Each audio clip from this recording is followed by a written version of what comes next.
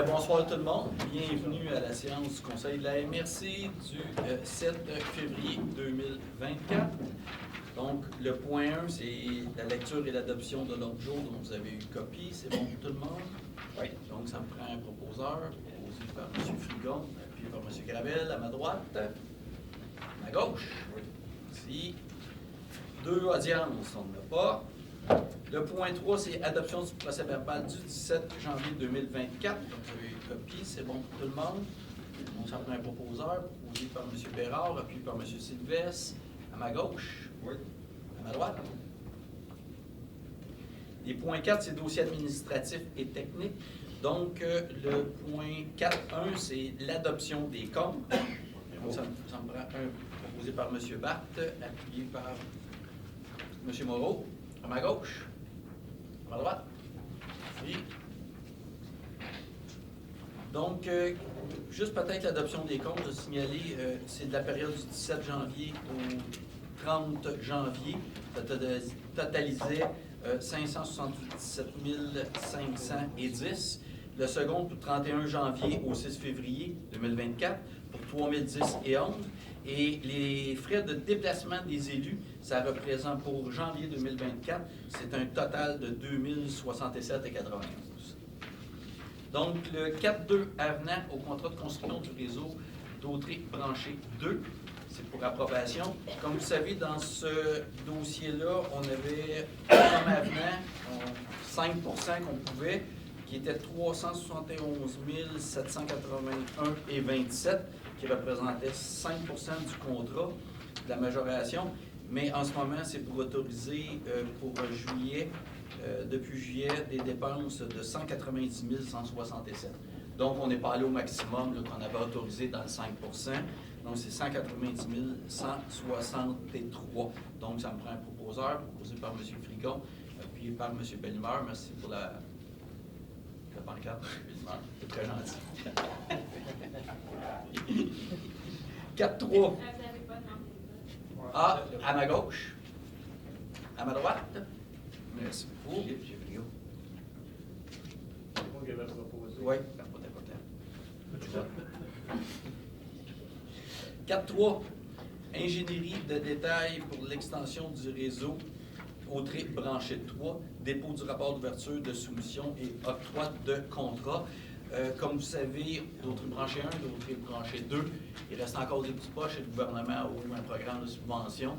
Donc, on va encore aller rebrancher des secteurs qui sont un peu plus isolés et où il n'y en a pas. Le contrat, c'est 6 mois plus qui est conforme, donc qui a le meilleur pointage. La soumission, c'est 550 407,75. Évidemment, c'est pour l'ingénierie et non pour toute la construction, tout le réseau. Ce qui est important, par contre, on va rajouter dans la résolution, parce qu'en ce moment, il n'est pas là. Évidemment, on donne le contrat, mais sous condition d'avoir des subventions du gouvernement. Parce que quand on lit la résolution, c'était pas écrit. Mais on le rajoute si tout le monde est d'accord, évidemment, sous condition d'avoir les subventions. Puis la subvention, on parle de 100 Oui, de 100 pas juste d'ingénierie, en plus de toute la construction. Ouais. C'est bon pour tout le monde qu'on rajoute ça? Oui. Parfait. Donc, proposé par M. Frigon, appuyé par M. Turcot, à ma gauche, à ma droite. Transport adapté, on avait appuyé. 5.2, transport en commun non plus. Les points 6, développement économique. 6.1, renouvellement de l'enveloppe pour les projets et événements récurrents, fonds région et ruralité. Donc, pour 2024, on avait une enveloppe de 20 000. Évidemment, il y en a déjà eu de déposés avant. L'enveloppe est vide pour nos projets récurrents pour 2024.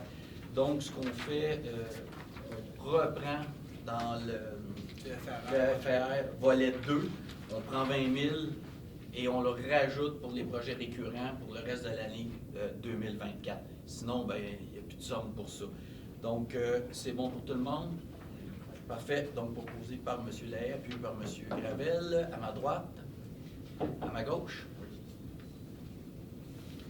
politique de soutien aux projets structurants, dépôt des projets pour recommandation. Donc, c'est la réunion qui s'est tenue le 22 janvier 2024. Il y a 2 projets admissibles au parc rural. Je vais trouver ma feuille. Donc, le premier projet, c'est achat de terrain par le terrain de la plage de la municipalité. Donc, c'est la ville de Saint-Gabriel qui se porte acquéreur parce que la plage au lac Masquinongé, il y a une petite partie qui appartient à Saint-Gabriel-de-Brandon. Il y a la La moitié. qui appartient aux 2 Saint-Gabriel, l'autre moitié appartient juste à la ville Saint-Gabriel. Exact. Donc, la ville Saint-Gabriel se porte acquéreur de l'ensemble de la plage. Ouais. Donc, c'est pour 80, évidemment, c'est dans l'enveloppe du parc rural de la ville de Saint-Gabriel, qui est pour un montant de 94 463,40. On peut faire une résolution pour chaque. les... Parfait.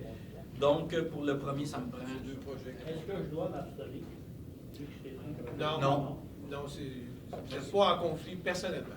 Exact, puis c'est dans votre enveloppe, c'est le cas qui est au contraire. Parfait. Proposé par M. Barthes, appuyé par M. Turcot, à ma gauche, à ma droite. Parfait. Le deuxième, c'est d'approuver le projet d'agrandissement présenté par le CAFO Émilie de Lanoret. Donc, c'est pour un montant de 109 732,41 provenant de l'enveloppe, évidemment, de Lanoret. Donc, ça me prend un proposeur proposé par M. Villeneuve, appuyé par M. Moreau, à ma gauche, à ma droite. Merci beaucoup. Donc, pour les projets en lien avec la politique de soutien aux projets et événements récurrents, donc d'approuver le projet Journée civique annuelle présenté par la municipalité de Saint-Cléophas-de-Brandon. Donc, c'est pour un montant de 1 000 $. Une résolution pour chaque? Ben, ça pourrait être pour tout. Ça pourrait être une résolution pour l'ensemble. Parfait. Le deuxième, c'est d'approuver le projet Festi Ado présenté par la Maison des jeunes de la Valtrie pour un montant de 2 000 $. L'autre, c'est d'approuver le projet Défi à pied levé présenté par la Ville de la Valtrie pour un montant de 2 000 $. D'approuver le projet Les péchés mignons de Noël présenté par la municipalité de Lanoret pour un montant de 1 954,50 $. Bon. Ça a déjà eu lieu, puis c'est les montants qu'il y avait besoin pour. Le prochain, d'approuver le projet La Fête des Neiges présenté par la municipalité de Sainte-Geneviève-de-Berthier pour un montant de 1 000 $.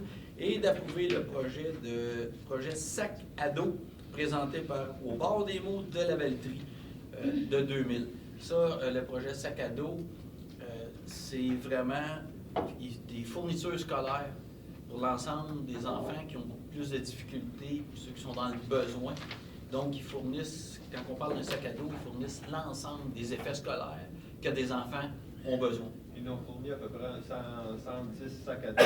Oui, là même, ils sont pratiquement rendus à 150, je pense qu'on avait vu dans le comité, là, 140 qui vont distribuer. Et l'autre, bon, non, ça c'est d'autoriser le directeur général à signer les protocoles. Donc, ça me prend un proposeur, proposé par M. Villeneuve, appuyé par M. Gravel, à ma droite, à ma gauche. Merci beaucoup. 6.3, programme de soutien à la transformation numérique des commerces locaux de la MRC d'Autrey. C'est pour adoption, comme vous le savez, pour la transformation numérique, on a mis une enveloppe du volet 2 pour vraiment spécifique à la transformation numérique pour nos entreprises. C'est un montant de 37 500, donc qui vient du FRR qui est non affecté. Donc, ça me prend un proposeur, proposé par Mme Sénéchal, appuyé par M. Germain. À ma droite. À ma gauche.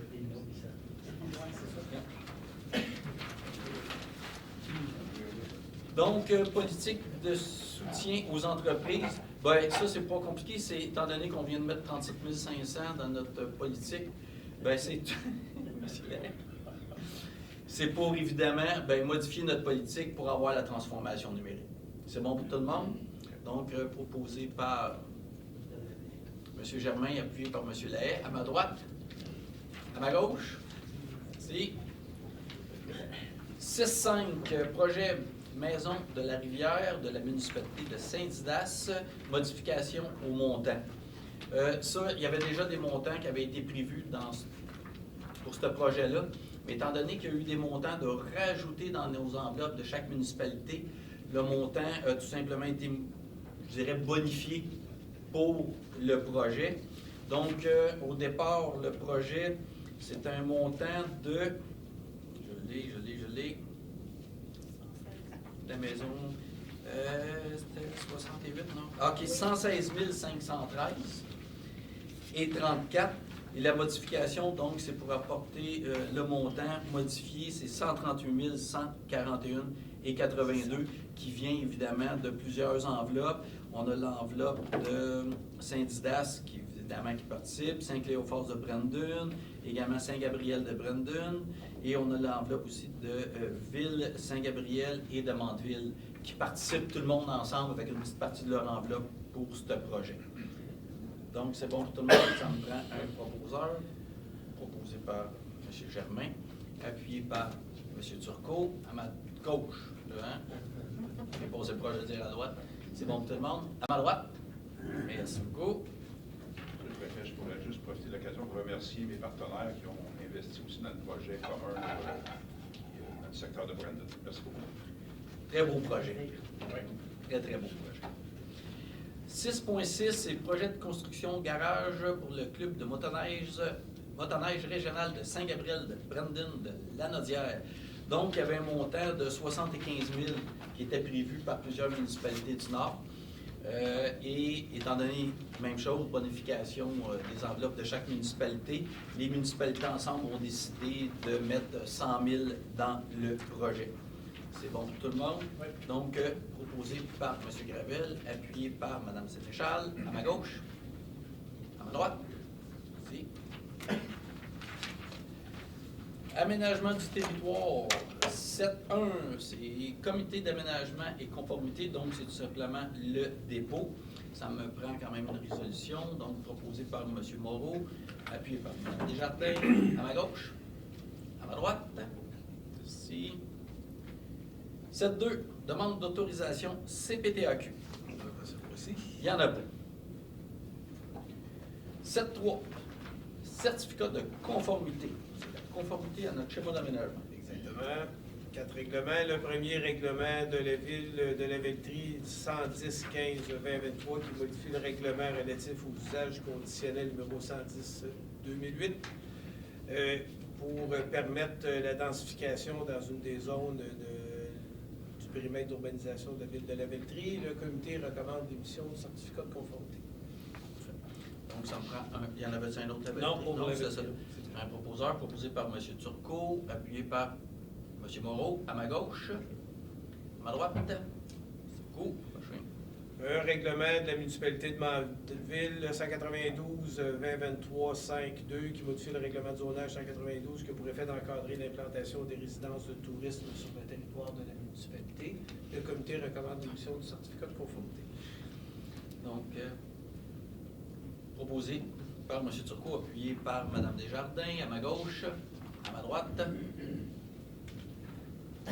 2 règlements pour la municipalité de Berthierville, 748-225 qui modifie le règlement de zonage 748 qui a pour effet de modifier les grilles d'usage à dominance résidentielle dans la zone 1C07. Et le règlement 967-2 qui a pour effet de modifier le règlement sur les usages conditionnels 967 pour créer des grilles d'usage et de normes dominantes résidentielles dans la zone 1C07. Le comité recommande l'émission des 2 certificats de conformité. Parfait. Donc, par M. Lahaye, appuyé par Mme Desjardins, à ma gauche, à ma droite. Donc, 7.4 culture, c'est une demande de permis de démolition d'un bâtiment patrimonial au 147 Grande-Côte S à Lanoret. Donc, c'est une rencontre qu'il y a eu du comité, évidemment, le 30 janvier. Donc, le comité de la MRC recommande de ne pas exercer son pouvoir de désaveu de la décision locale et d'émettre le permis de démolition est donc autorisé. Donc, ça me prend un proposeur, proposé par M. Bérard, appuyé par M. Turcot, à ma gauche, à ma droite. 742, comité culturel, donc c'est tout simplement un dépôt. Y a-t-il quelque chose de spécial? Non. Parfait. Donc, proposé par Mme Desjardins, appuyé par M. Turcot, à ma gauche, à ma droite. 743, signature de l'entente avec Jocelyn Julien, programme en patrimoine bâti. Donc, ça, c'est tout simplement le programme du gouvernement, il restait des sommes. Donc, c'est une demande d'un citoyen au programme de patrimoine bâti. C'est une demande qui est conforme et c'est à l'ANOREC. Exact. Et c'est un maximum de 25 000 sur ce qui est applicable. Mais avec présentation de facture, il peut aller jusqu'à 25 000 pour la rénovation d'un bâtiment patrimonial. Oui, Alors, si le gouvernement du Québec nous entend, ce serait bien qu'on ait des réponses par rapport à la reconduction d'un programme comme celui-là et qu'il soit élargi à l'ensemble des maisons, pas seulement les supérieures et remarquables, mais à l'ensemble des différentes maisons avant 1940. Voilà. J'espère qu'ils nous ont entendus. Bien, c'est un programme qui était très, très intéressant parce que rénover une maison patrimoniale, je pense qu'on le sait tous, ça coûte une fortune. Et même les municipalités, on le fait, nous autres, la Maison des Contes et légendes, le résultat est incroyable. Et même pour une municipalité, c'est difficile. Pour un particulier, pour rénover, ça prend beaucoup de sous. Effectivement, ça serait très agréable qu'ils renouvellent. Et ça prend des passionnés pour le faire. Et tabarnouche, oui. Parfait. J'avais-tu fait le vote, Marc? Ni Non? les proposants. OK. À ma gauche? Non, mais j'ai pas les proposants. Ah, OK. Proposé par M. Villeneuve. Question? Appuyé par M. Bérard? J'avais une question. OK, appuyé par, vous prenez, M. Moreau, à ma gauche, à ma droite. Bon, M. Bérard, J'avais une question sur le sujet. allez-y. M.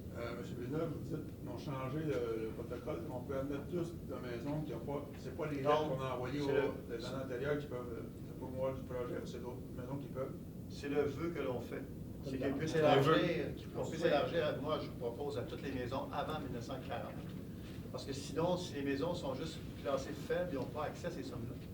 Il faut qu'ils soient classés supérieurs. Il y a, il y a plusieurs gradations, là, Ouais. mais les deux plus hautes, sinon, ils n'ont pas accès. C'est d'autant plus dommage pour les municipalités qui ont mis en place un PIIA, où là, on exige que ces gens-là, lorsqu'ils rénovent, ils tiennent compte des caractéristiques historiques, patrimoniales de la maison. Et puis, si on n'est pas capable de venir en aide financièrement, c'est juste le bâton. Ça prend la carotte pour que ça marche. Le bâton et la carotte.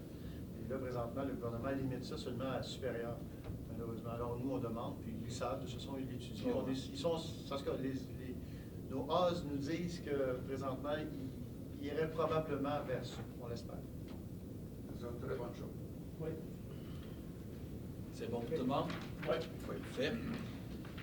Environnement et cours d'eau, donc environnement, c'est 8-1. Donc, Écocentre, secteur Brampton, c'est l'octroi de contrat.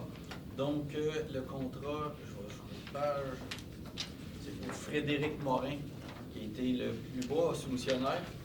Le seul. C'est bon d'être le plus bas. Le seul. Donc, le total du contrat, c'est un contrat pour 5 ans qui demeure à 1,5 million. Donc, pour l'année 2024, le coût de traitement passe, c'était à 70 tonnes métriques, 65 tonnes métriques. Ensuite, pour l'année 2025, il y a une augmentation, donc ça passe de 75 de la tonne métrique à 77,50. 2026, c'est une augmentation de 80 à 82,50 la tonne métrique. Aucun changement pour l'année 2027 et 2028. Donc, on a évidemment eu une rencontre avec le propriétaire, étant donné qu'il y a un seul soumissionnaire, la loi nous permettait, évidemment, quand on nous explique les coûts d'opération et toute l'augmentation, difficile d'argumenter sur les coûts, étant donné que les coûts sont quand même proportionnels au marché actuel sur l'ensemble du territoire. C'est bon pour tout le monde? Donc, proposé par M. Frigon, appuyé par M. Gravel. À ma gauche, à ma droite. 8-2. Ces règlements concernant l'acquisition des compétences relatives à la vidange et au transport et à la disposition et au traitement des bouts de fosses septiques. Donc, c'est Saint-Cléophas de Brandon qui se joint à la MRC dans notre programme de vidange. Hein. Il y a du mesurage qui se fait et quand c'est nécessaire, ça se vide. Donc, proposé par Mme Sénéchal, appuyé par M. Lahaye, à ma gauche, à ma droite. Merci beaucoup. 8.3. Entente préliminaire avec Éco-Entreprise Québec. Donc, c'est pour l'autorisation de signature avec l'entente préliminaire avec Éco-Entreprise Québec. Comme vous savez, c'est une entente préliminaire, mais ce n'est pas un choix. C'est une loi provinciale. On signe avec l'entente. Malgré, par contre, que ce soit oui une loi, qu'à cette heure, tout s'en va à Éco-Entreprise. Évidemment, il y a des pourparlers pareils.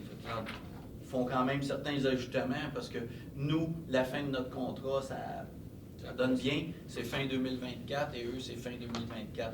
Il y a certains territoires qui vont être prolongés parce qu'ils ne sont pas à la fin de contrat qu'ils ont signé avant. Donc, c'est plus... nous autres, on est corrects. C'est bon pour tout le monde?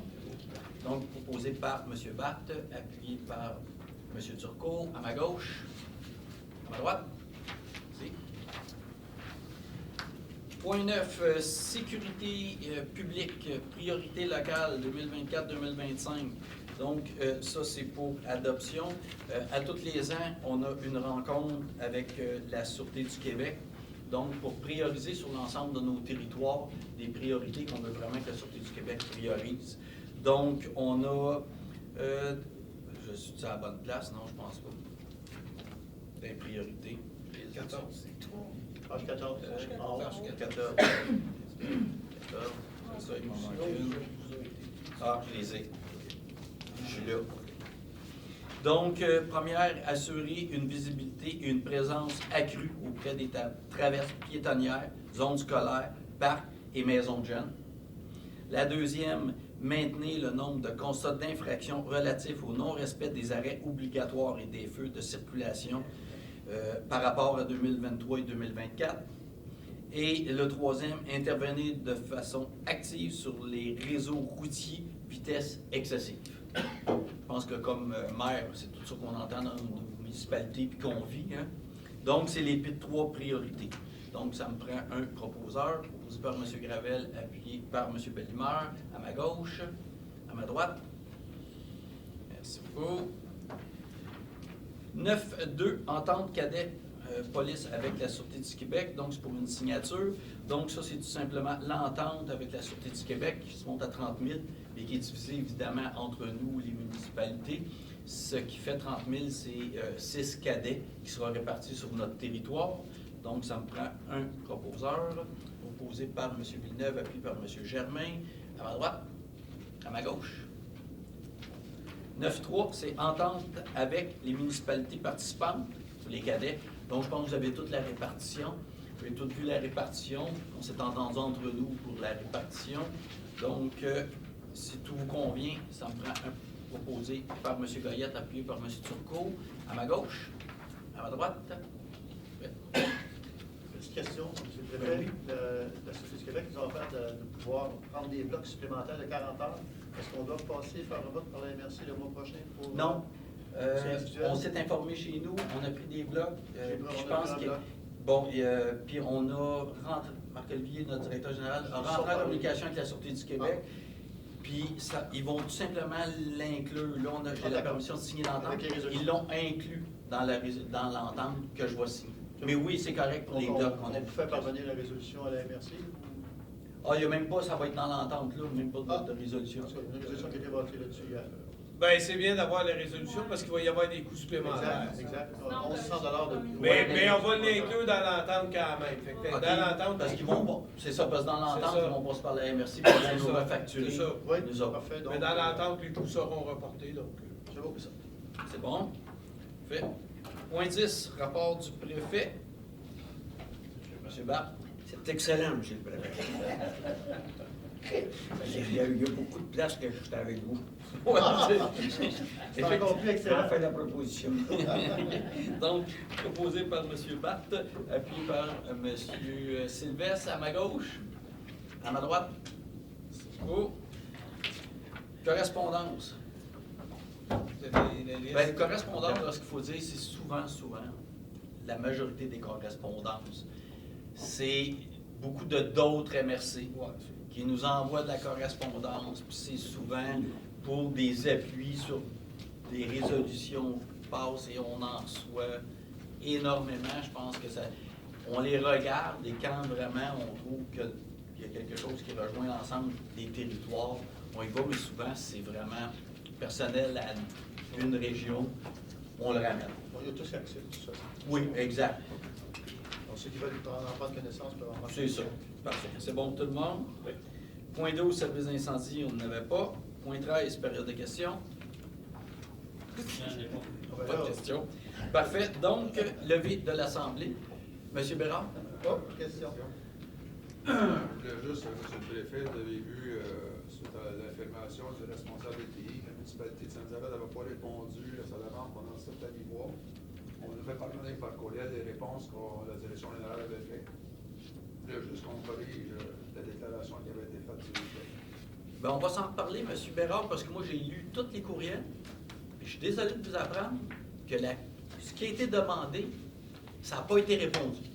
Et j'ai regardé tous les courriels. Fait que s'il vous plaît, on les repassera ensemble, parce que c'est totalement faux. Et M. Bérard, quand un maire dit que le service n'a pas, vous n'avez pas été mis au courant, les directeurs de service rentrent en communication avec nos directeurs.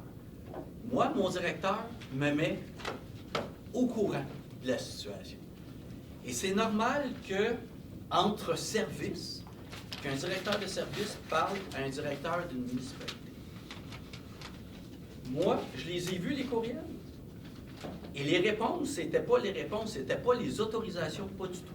Les réponses qui ont été envoyées, qui ont été répondues chez vous, le courriel qui est envoyé, comme quoi il y avait certaines autorisations qui n'étaient pas de votre ressort parce que c'était non municipal et qui devait y avoir. Tous ces suivis-là, toutes ces demandes d'autorisation ont été envoyées aux bonnes personnes dès qu'on a reçu votre courriel. C'est les autorisations sur votre territoire qui appartiennent à la municipalité qu'on n'a pas eues et on ne les a pas plus eues. Donc, il y a peut-être... parce que si on vous a montré des courriels, moi je les ai toutes lus et j'ai tout lu le dossier et c'est pas tout à fait ça. Fait qu'on pourra s'en reparler, M. Bérard, si vous voulez. Ça serait peut-être important aussi qu'à ce moment-là, quand il y a une réponse que vous n'avez pas obtenue, c'est mal interprété ou mal compris, qu'en même temps que la direction générale de la MRC puisse intervenir aussi et aider à la situation. Ça serait peut-être apprécié aussi. Enfin, d'autres questions? Tout étant perfectible en soi, alors on va voir comment on peut faire mieux. C'est bon pour tout le monde, donc ça me prend un proposeur, proposé par M. Turcot, appuyé par M. Sylvestre, à ma droite. À ma droite. Oui, À ma gauche. Parfait. Merci beaucoup tout le monde. Levée de l'Assemblée. Merci.